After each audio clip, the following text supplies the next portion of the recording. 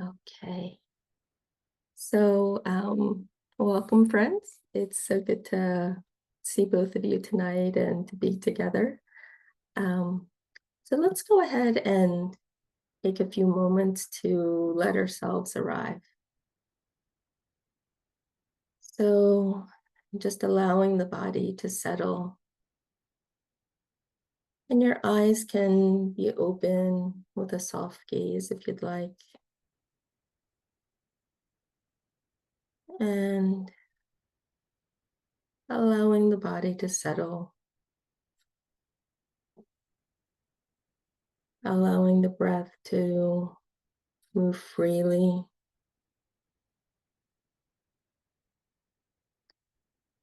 And let the mind begin to quiet.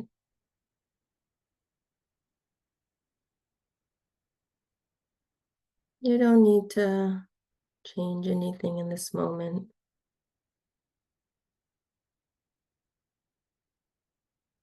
Just arriving here, just as you are.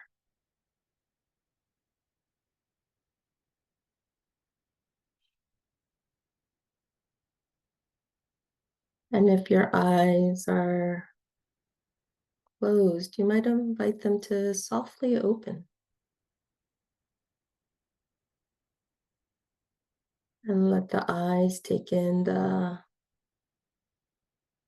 shapes and the colors around you.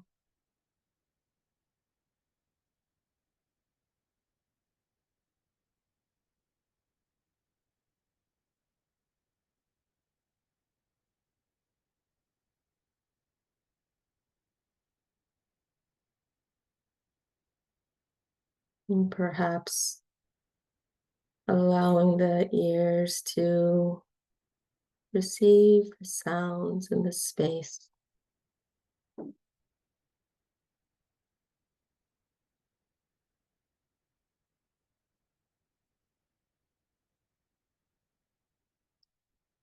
Sounds in the body,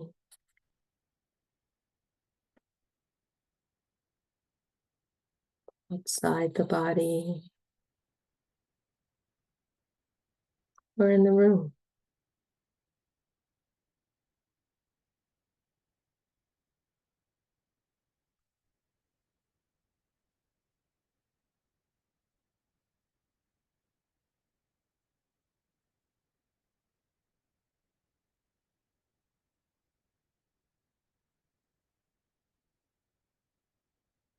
You might allow the nose to simply breathe this breath, and perhaps smelling the scent of the air.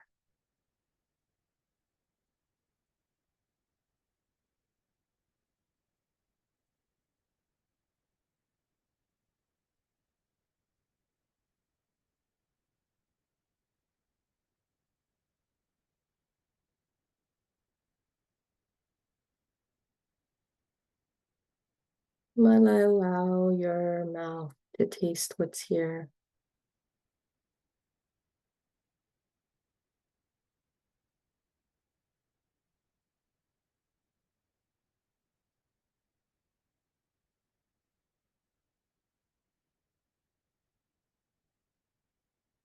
And you might invite the body to let go and soften into the support of the seat beneath you.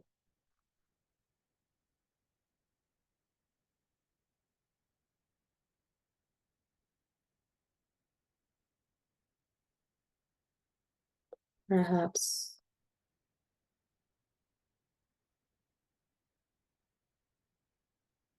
taking in the experience of letting go into rest.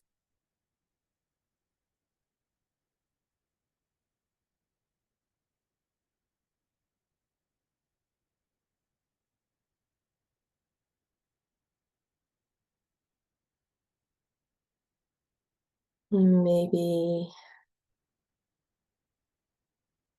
connecting with the experience of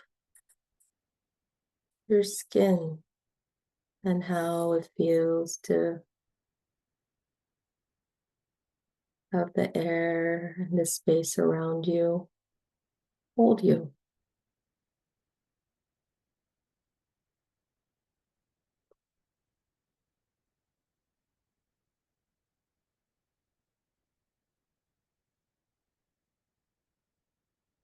Being present to this moment just as it is.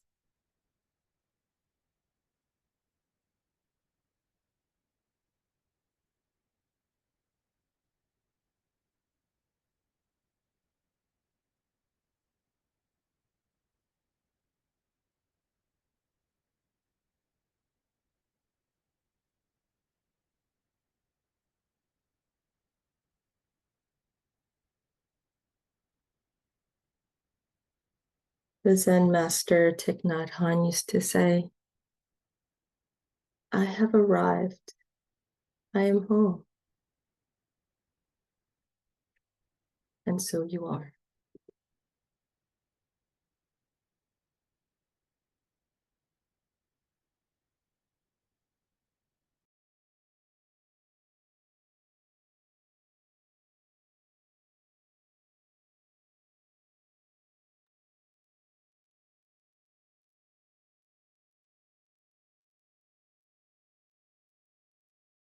And if the mind drifts, which it will, just gently notice and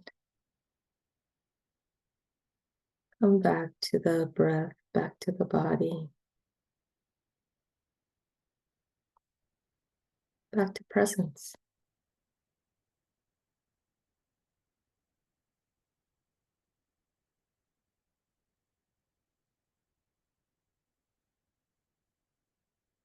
You don't have to do anything right now.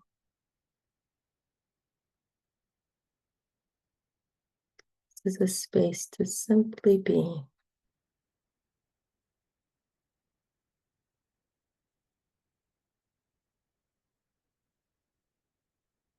Time to come home.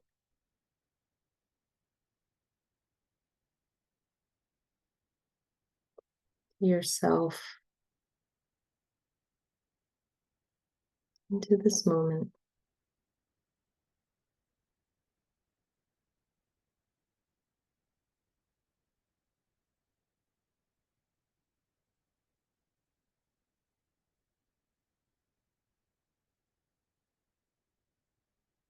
And perhaps inviting awareness to the sensations in this body.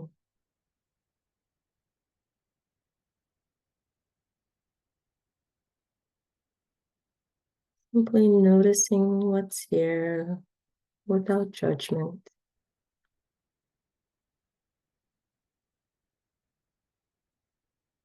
Lightness, warmth, tingling.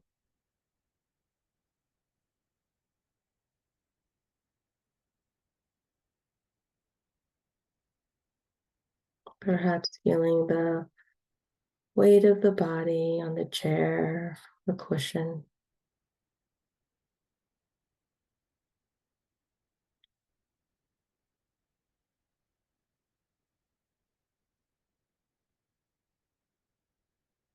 Allowing the shoulders to soften and the jaw relax.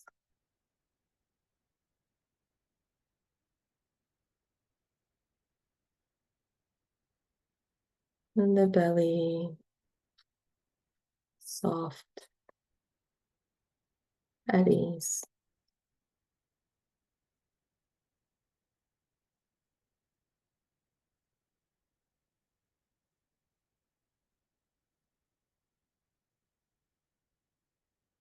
Perhaps saying to yourself, it's okay to pause. It's okay to rest.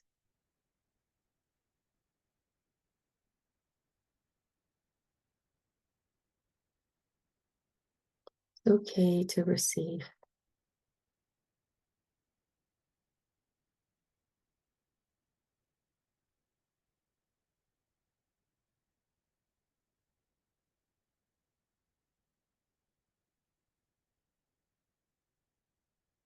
And perhaps gently connecting with the breath wherever it's most naturally felt. The nose, the chest, the belly, somewhere else.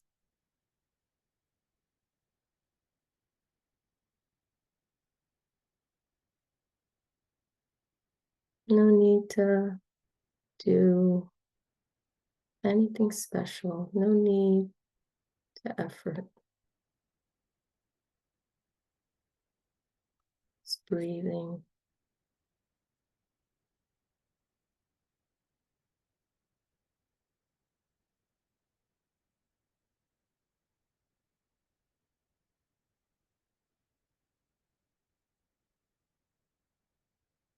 Just sensing the breath as it is.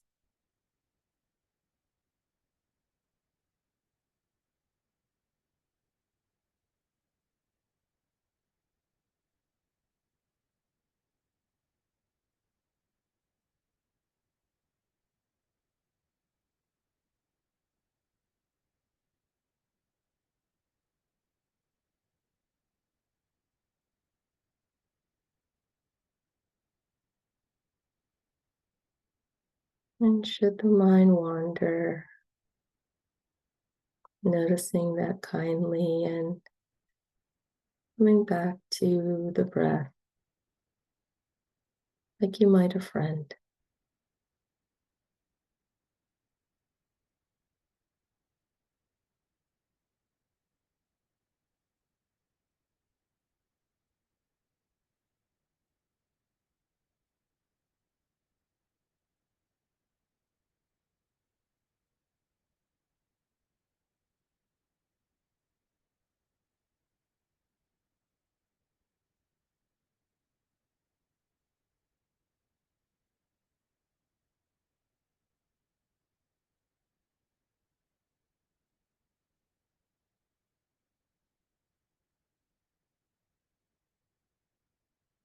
And as you continue to breathe, you might widen your awareness beyond the breath to include the whole field of your body. Sitting here, breathing, alive.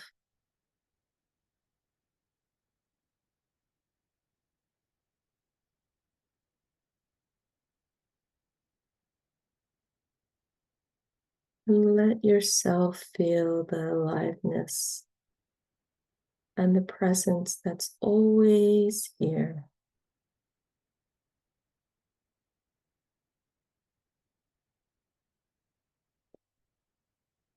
If you notice any tension or stiffness, noticing that with kindness as well.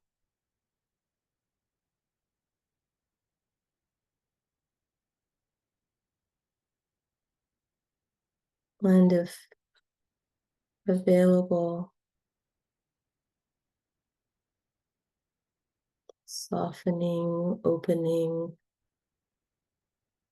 the aliveness that's here.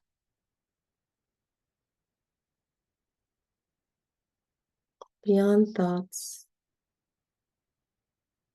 beyond busyness.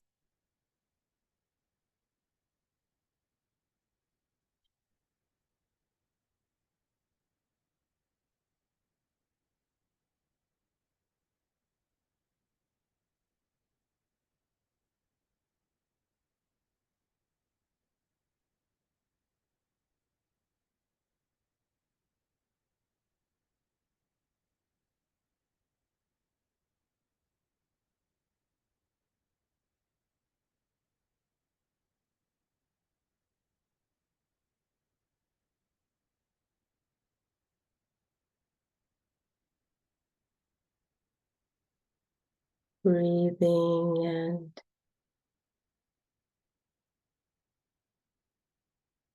opening to the aliveness of your whole body.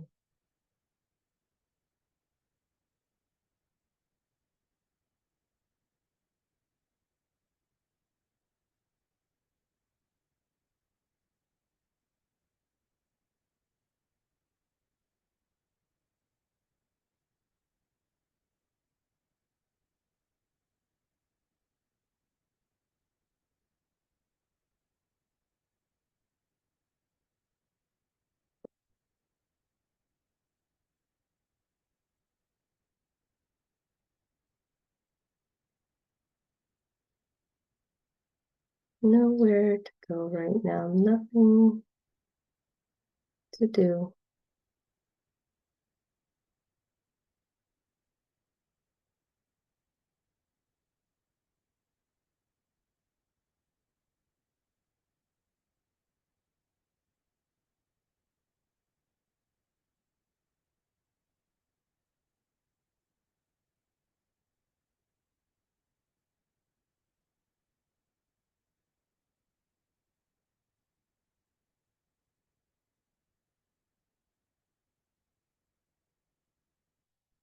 Breathing and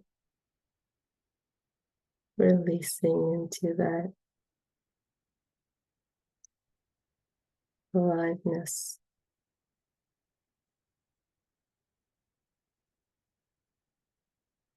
The presence.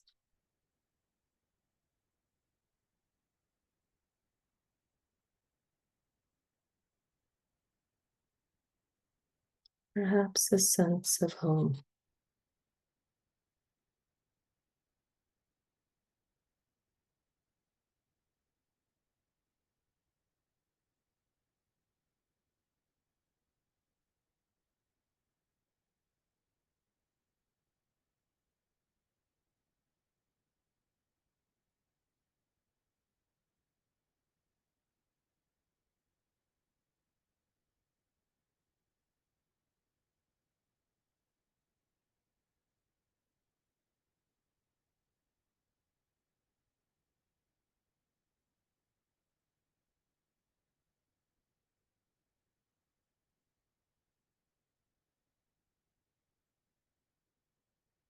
And perhaps in the space of presence and aliveness, perhaps turning a gentle curiosity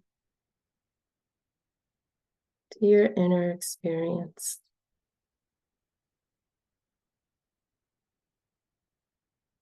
Perhaps sensing the current emotional weather, mood, a feeling,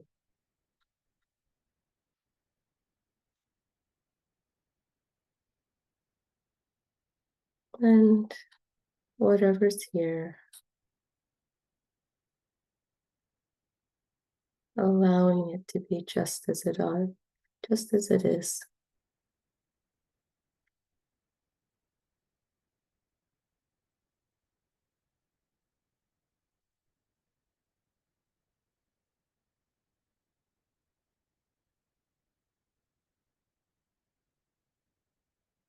And offering the presence of a good friend, warm, accepting, kind, or sometimes a warm hand placed in that area can also be supportive.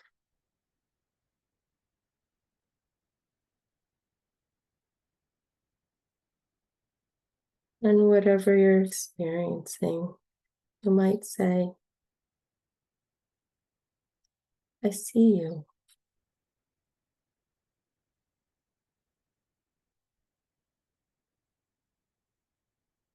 And you belong.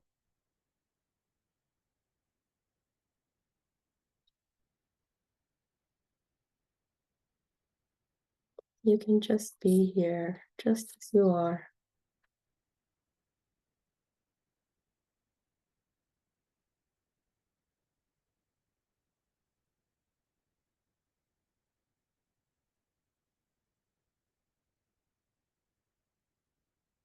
and being with that, with loving awareness.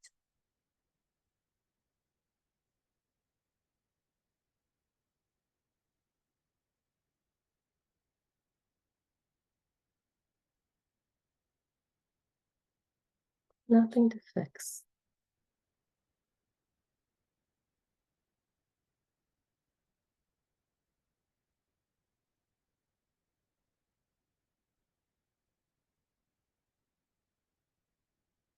Allowing what's here to be part of the experience of knowing home, coming home.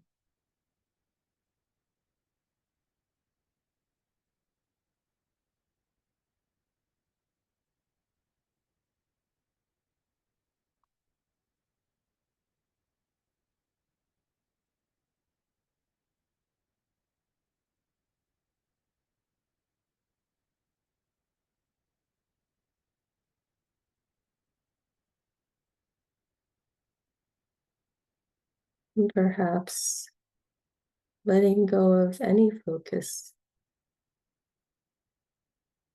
allowing your awareness to rest back and open, effortless, like the sky.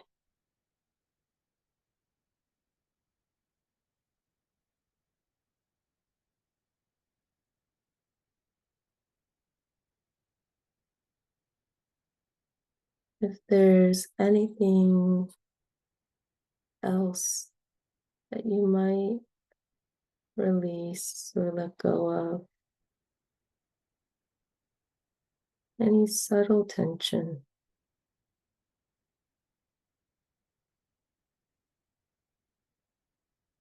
perhaps allowing it to release.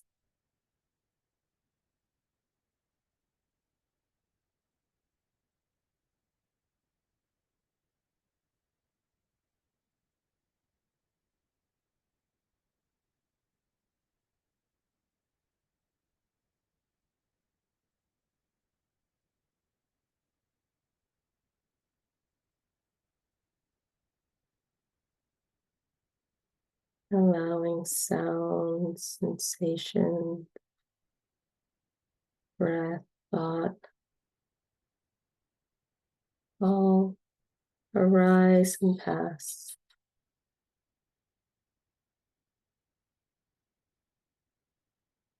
And this space of wide open awareness.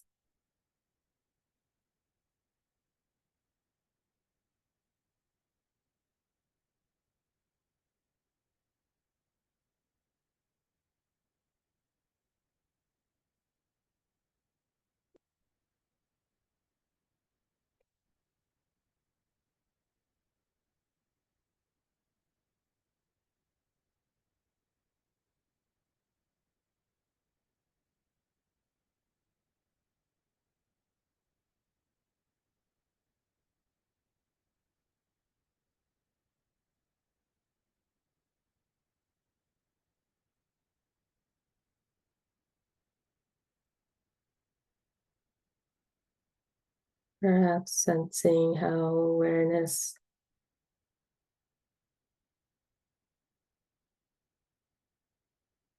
is always here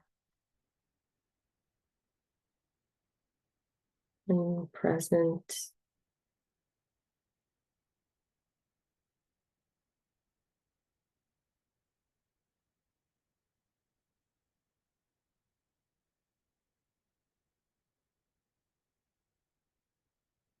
resting in the experience of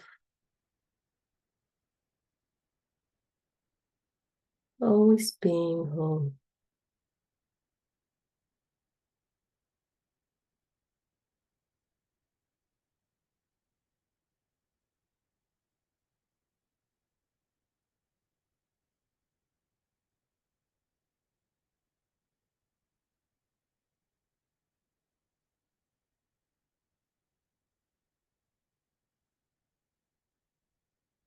with every breath, perhaps connecting more and more deeply with the experience of home.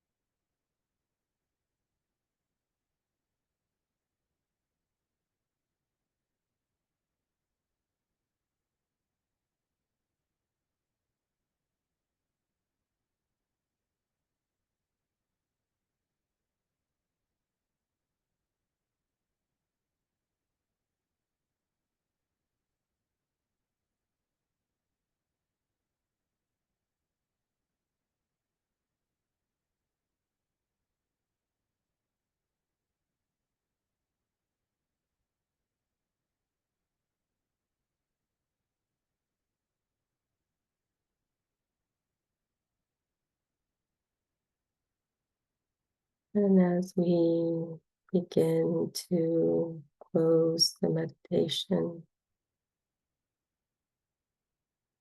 perhaps gently returning your attention to the breath.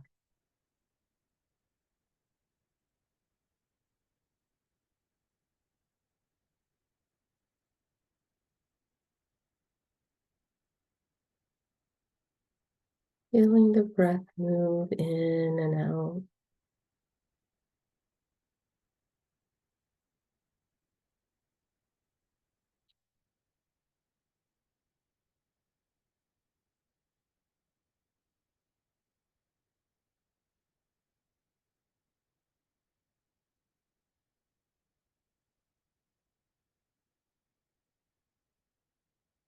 And perhaps noticing the sensations in your body once again.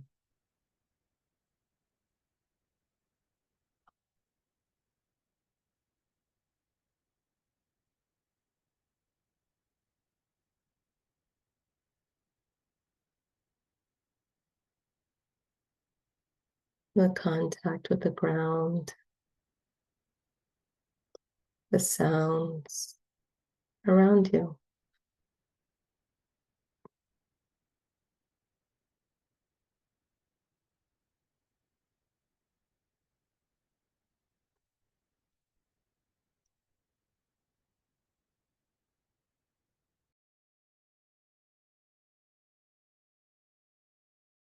And you might offer yourself a few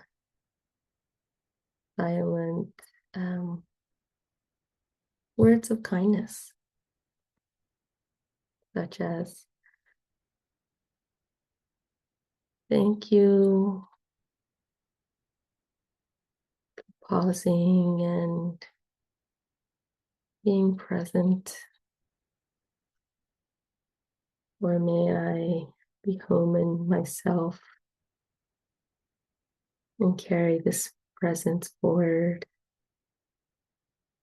Or perhaps there's other words that would be right for you for this moment.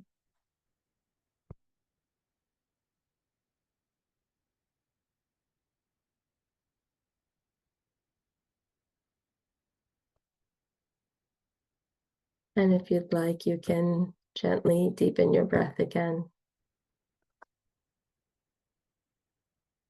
Perhaps begin to wiggle fingers and toes. And when you're ready, slowly open your eyes, letting yourself gently arrive again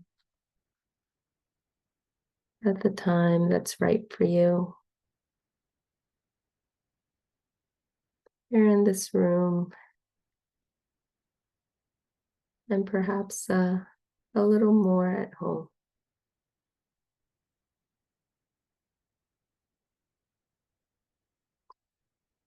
Ding. I'm having a little technical difficulty, so I couldn't ring the real bell. Thank you for playing along. And if there's a move or a wiggle that would help you to feel good, help the body to feel good, go ahead and do that. Any adjustments?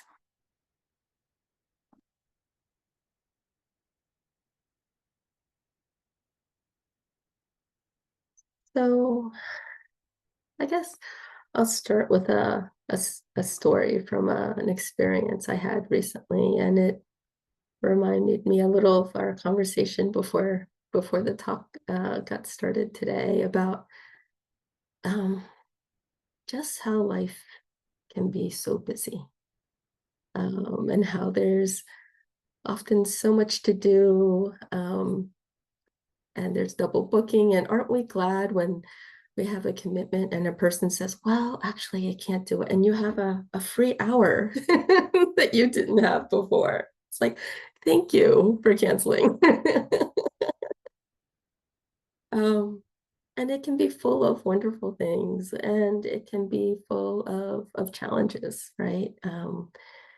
In the world, uh, with the people around us in our personal lives, right? There's just a lot of things that go on, and life happens, right? I think John Lennon said something like, life is what happens when you're making other plans or something, right? Um, and so, recently life has been hectic. There's things going on in the world and at work and health, and I was having the experience of, I think, being pulled in like 1,000 directions, and knowing I couldn't go in 1,000 directions. And so what to do and what to let go of, and what direction to head. And my dear poor little brain was like working on overdrive, right? Trying to figure this out. Um, but I had a teacher that once said, problems, or maybe it was Einstein, problems can't be solved at the level of consciousness at which they were created, right? Um, and so, um, so I sat, and as the practice often wonderfully does, um, the practice came up to meet me. And so, in the sitting, I allowed myself to not try to fix the problem. Like, it wasn't about like, okay, I'm going to sit and I'm going to, you know, uh, figure out the problem in the sitting, right? Um, and there wasn't the goal or intention. Um, it was sitting, just sitting. And in that experience, I suddenly felt myself like sitting on, oh, with my dog. Hi. Not with my dog, but she's here in this moment. So she's part of home. This is Penny. Um, Penny, this is Mark and Beth. Yeah. Um, and so in that sitting, it was like I was um, on the side of a creek, a bubbling, burbling creek in the woods, um, kind of like the creeks back home in Pennsylvania. And and one of my teachers was sitting there on the side of the creek, and there was just this like this sense of quiet, like quiet before sounds, before anything, right? And then to just sit next to one of my teachers and to connect with the sense of quiet, um, under the busyness, under the noise, under the doing, right? And then the one teacher turned into another teacher, and then another wonderful teacher, and then another wonderful teacher. And I just felt myself so blessed to, have had all these wonderful teachers and people in my life, um, that embody that sense of quiet, right? And knowing that some of them have crazy lives as well, and that the quiet in the home is larger than that, right? Um, and and it was just like a sense of returning to something, um, that one never leaves. That's always there, beneath, right? Um, and so that resting in what's always there was such a reminder of, that moment where you're like, I can't figure it all out. That in that moment, there's nothing wrong. That that not figuring it out, or the stress or the business, that too is home, right? I have arrived, I am home, and that it's part of this moment and it's okay. And so it just made me think of how, you know, so often we get so easily disconnected from our bodies. How often have you like run through the day and not noticed, oh, when was the last time I thought about how my body's feeling, or whether I ate well or slept well, or whether I moved, um, whether I took care of this home that is this body of ours, and and how we disconnect from ourselves and what really brings us alive, and our sense of belonging in the world, right? Um, this sense of, if I face this or do that, maybe it'll all be figured out, and then I'll feel home and I'll feel right, and I'll feel like all the problems have been solved, right? Um, and and how that never actually gets there, or at least I haven't. I don't know about, who else is here, but for me, it's not been a sense of the next time I check the box, oh, okay, now I'm home. um, so we chase this idea of, we'll feel at home someday in the future, right? When all is done. Um, but what about that longing for home, right? Or longing for whatever home feels like to you, means to you. Because maybe it's not pointing to a future destination, but actually pointing to like this moment here and now. If we pause and listen and pet the dog when the dog wants to be petted. And so, you know, when we're young, sometimes that's when the disconnection starts to begin, right? We perhaps learn that we must be certain ways to be accepted. Perhaps we were, too loud or too quiet or not smart enough or too smart or, like all the things that perhaps we thought, okay, well, if I'm that, then I'll be worthy, I'll be loved, I'll feel accepted and home.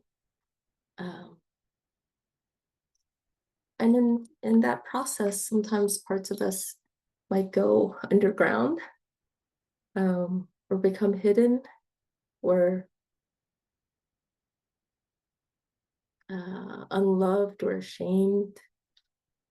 And that those parts then feel like unwanted or exiled. And so parts of ourselves can get cut off. And we're disconnected from our wholeness when that happens. And we might feel that, in a very deep way that we might not even let ourselves feel most of the time as we run around busy. And so without meaning to, we might leave ourselves. And the more we do that, maybe there's more of a sense of wanting to come home. Or in my work over the years, I've worked with there's just a lot of trauma in the world and in people's lives. And perhaps one has never had a sense of home, or a sense of safety or love or being wanted. So perhaps there was never a sense of even leaving home, perhaps never knowing what home could be.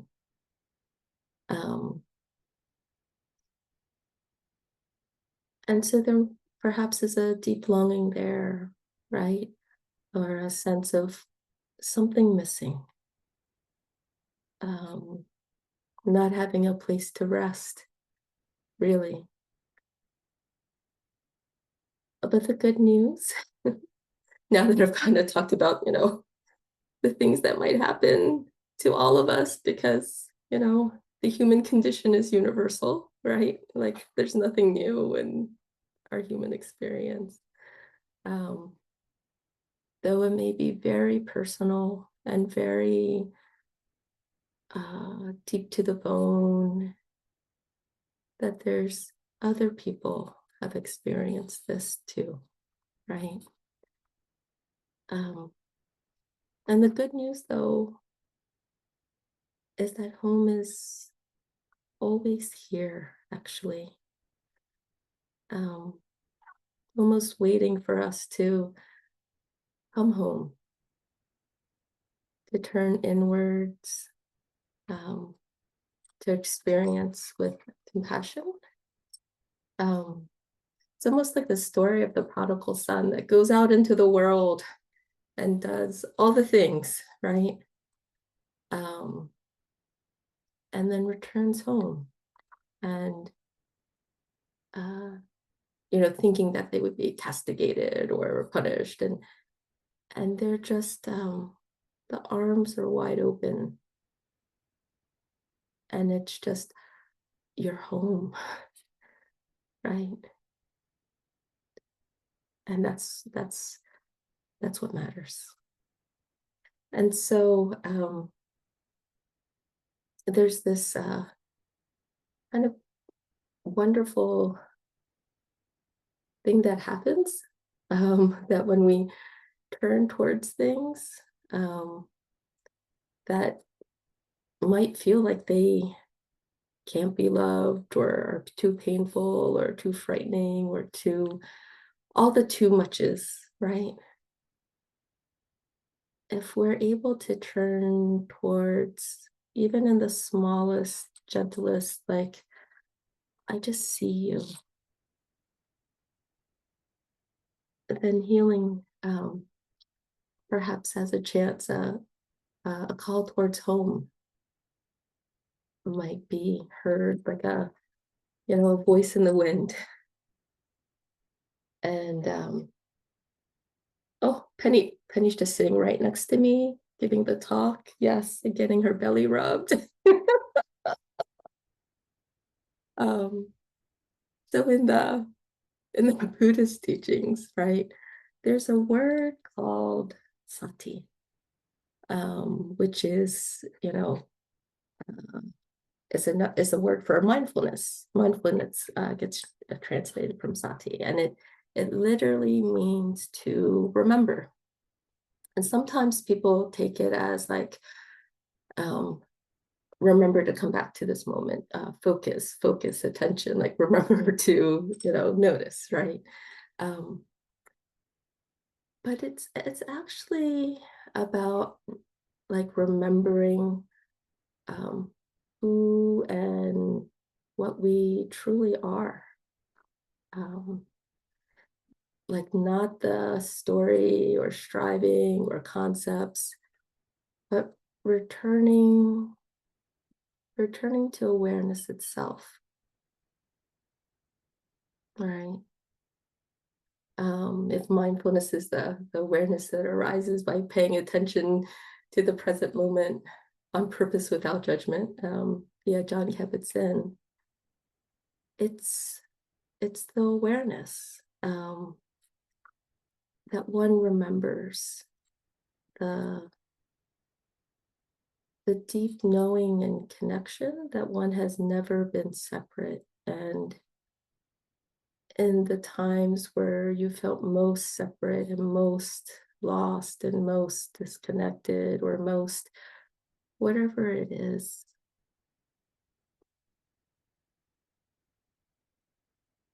you were always held, where the presence and awareness has always been there. Even in the times when it felt like so far away. And that to practice mindfulness, the sati, is to remember this, that once connected, it's like, how did I ever forget? How could I forget? This is elemental. This is, before everything, who I am.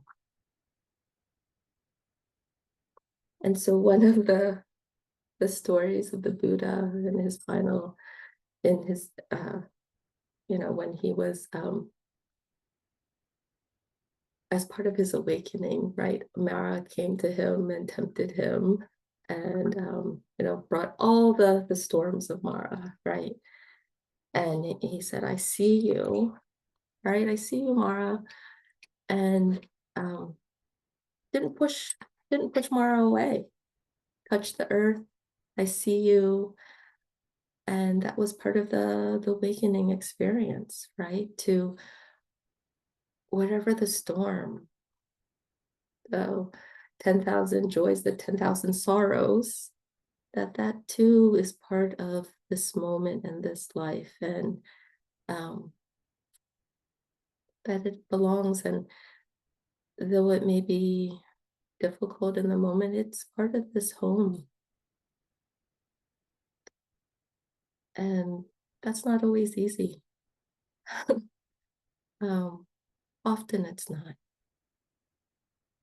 And so in those moments, perhaps some self-compassion for oneself and some kindness for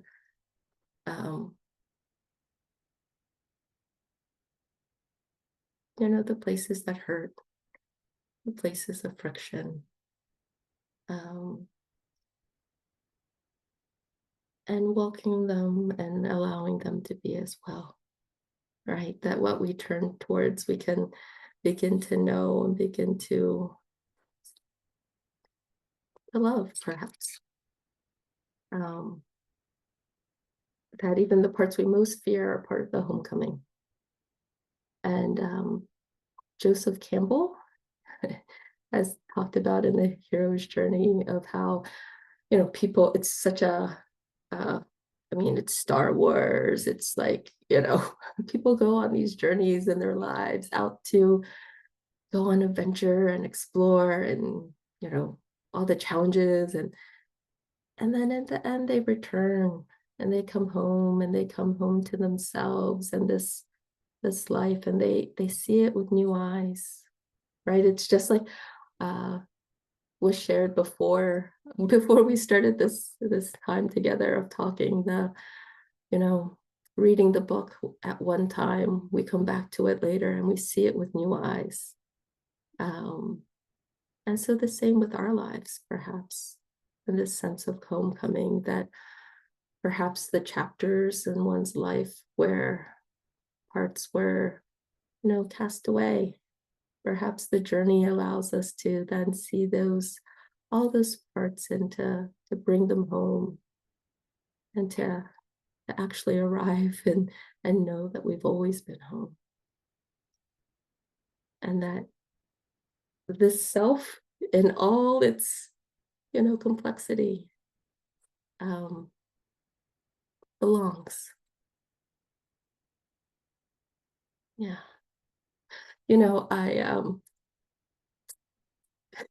It's funny. I'll show you this book. It's called Home for a Bunny. And this is a book I used to read. Penny, is it okay if I set you down? Have you had enough pats? There's never enough pats for Penny, but that's okay. She might be okay now. Okay.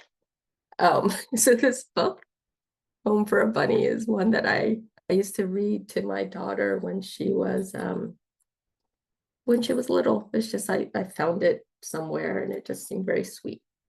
And so in this book, it's about this springtime, and the robins are singing spring and the frog is singing spring, and the nature's bursting out and things are beautiful.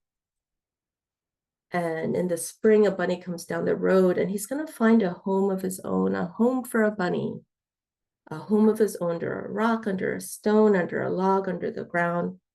Where would Bunny find a home? Right. And the illustrations are lovely. I mean, this is, artists are amazing.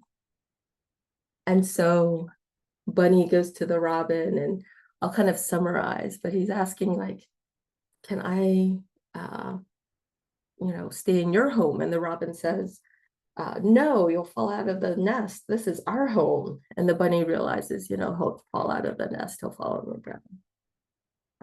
And then he asks the frog if he can stay. Where's your home? And the frog says, under the water. And the bunny says, no, not for me, not under the water, because he can't breathe. And then he asks the groundhog, and the groundhog lives in the log. And the bunny asks, can I be part of your home? Because he could live in the log. But the groundhog says, no, like, I don't want you in my log. You can't be part of my home. And so it goes on, right? With the bunny traveling down the road and exploring different things, and kind of noticing, like, oh, the places that don't fit, right? Because it's not right for this bunny. And then he meets the bunny, he meets another bunny and asks, where's his home? And then the bunny talks about, under the rock, under the stone, here's my home. And can I come in? Said the bunny. Yes, said the bunny. And so he did. And that was his home. And so I just wanted to share the story of, even in this book this book is decades old, right? It's this classic story of trying to find home and looking in different places, perhaps places that don't fit, right? Like a bunny uh, can't live like a frog under the water, but perhaps there's times in our lives where maybe if I could hold my breath, I could live under the water and be with these people and feel like I'm a part, and that's right. Um, but in the end, through the journey down the road and all the hopping, finding another bunny, or maybe like a reflection of oneself, of who one really is, right? Like Joseph Campbell coming back, discovering your home. Um, and perhaps in that journey, recognizing that not needing to be anybody else, not a robin, not a frog, not a groundhog, but your own bunniness. Um, I have a book around here that's about like bunnies and Buddhism. It's like all these little aphorisms. Oh, I wish I had it. Um, but to come back to oneself and to bring all the parts home. There's a quote from Mary Oliver, and maybe you've heard it. It's you don't have to be good. You don't have to walk on your knees for 100 miles through the desert repenting. You only have to let the soft animal of your body loves what it loves. But you don't have to be good. And to come home to oneself. So let's pause and maybe reflect a little bit. So you might go ahead and close your eyes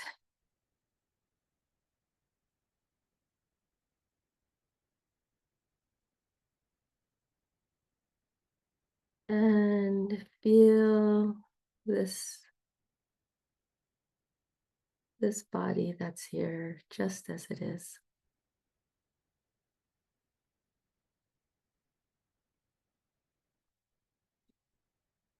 And yeah, letting yourself open to what's here with the gentleness, kindness.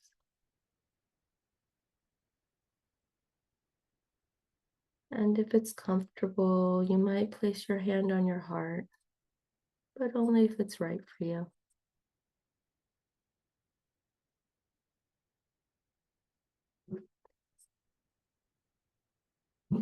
And perhaps noticing what part of me would like to come home.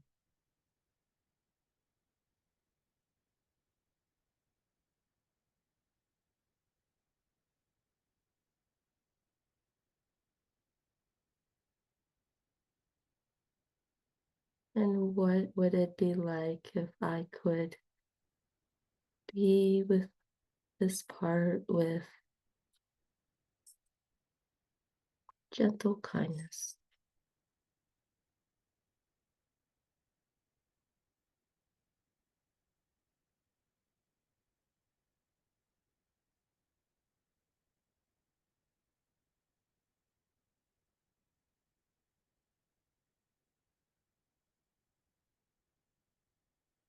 And letting yourself listen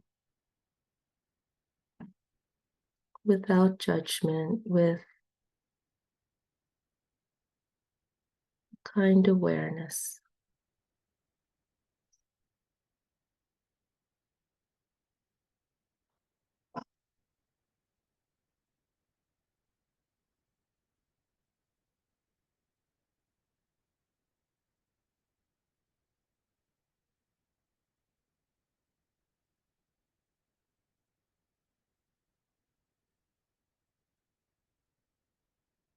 And remembering that coming home isn't about going somewhere else, remembering what's here right now and this tender heart,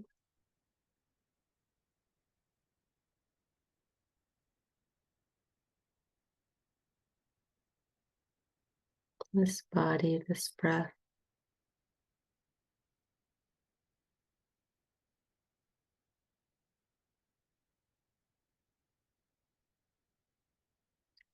And may we trust that we're never far from home, that it's always here if we allow ourselves to open to it.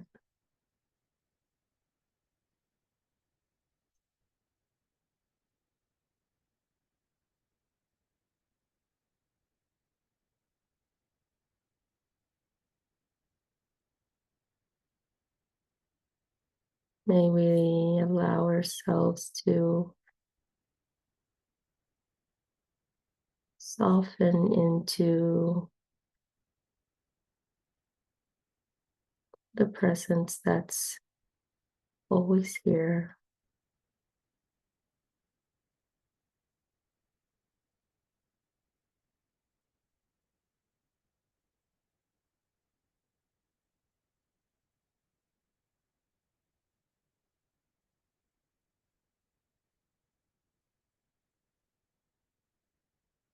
And to know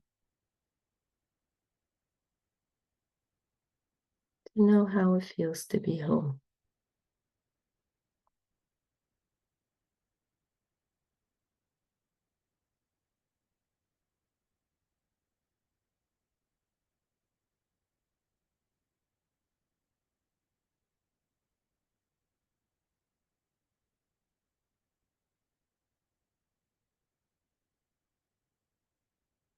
To return again and again with love.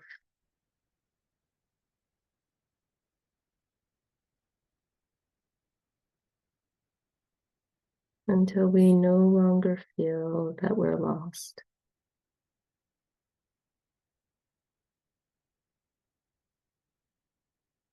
that we're home.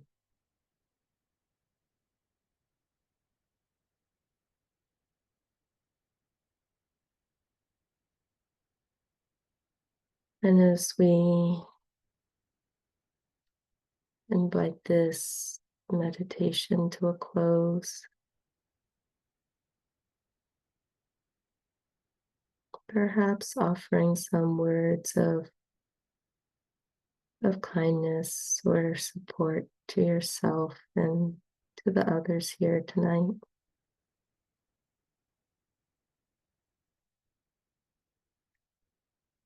Oh, I can't remember the name of the meditation teacher, but he said something about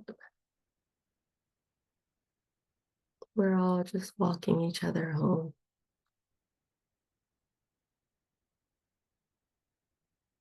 So just appreciating the walk we've taken together tonight.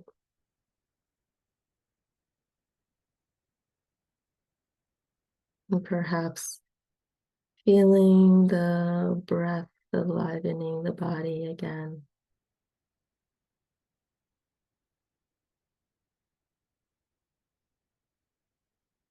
And feeling the body sitting here.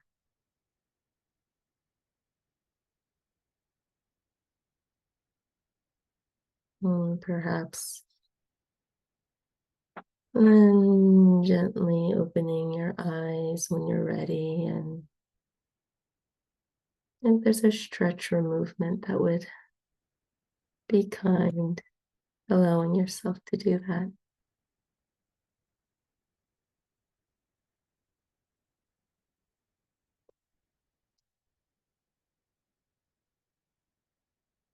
Mm.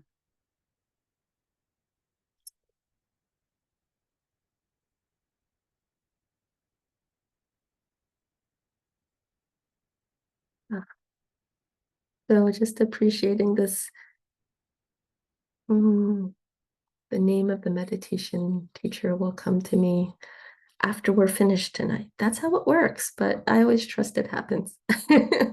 But thank you for, us walking together, walking home tonight.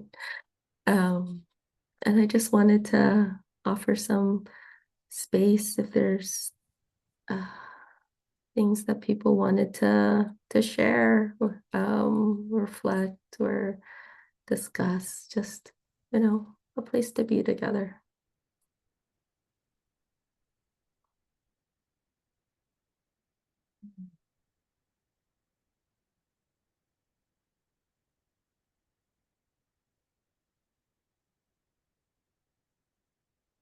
Well, I do want to say thank you for the meditation. That was really lovely. Mm. It's very peace invoking, if that's a word. Sounds like words to me. Yes. And I love the bunny story. Uh, yeah, it's funny how classics are classics for reasons. yeah. Yeah.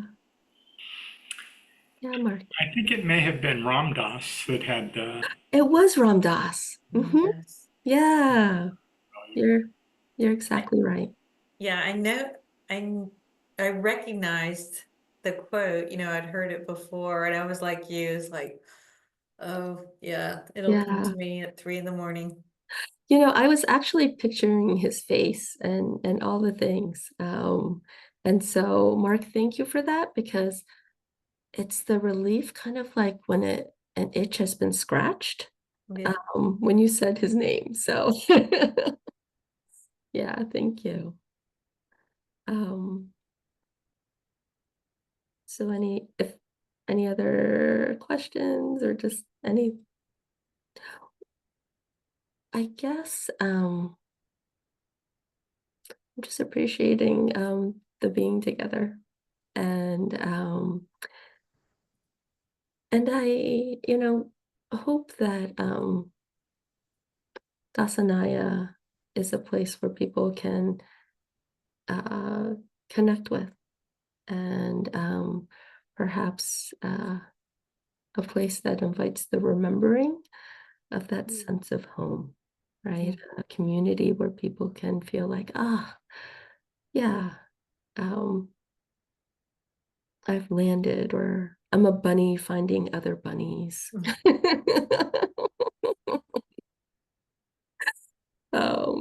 And so I'm, yeah, glad and just appreciating the both of you for being here tonight. Um, and if there's, as we always do at the end, any dana goes, we'll be going to support Dasanaya, the community, and also just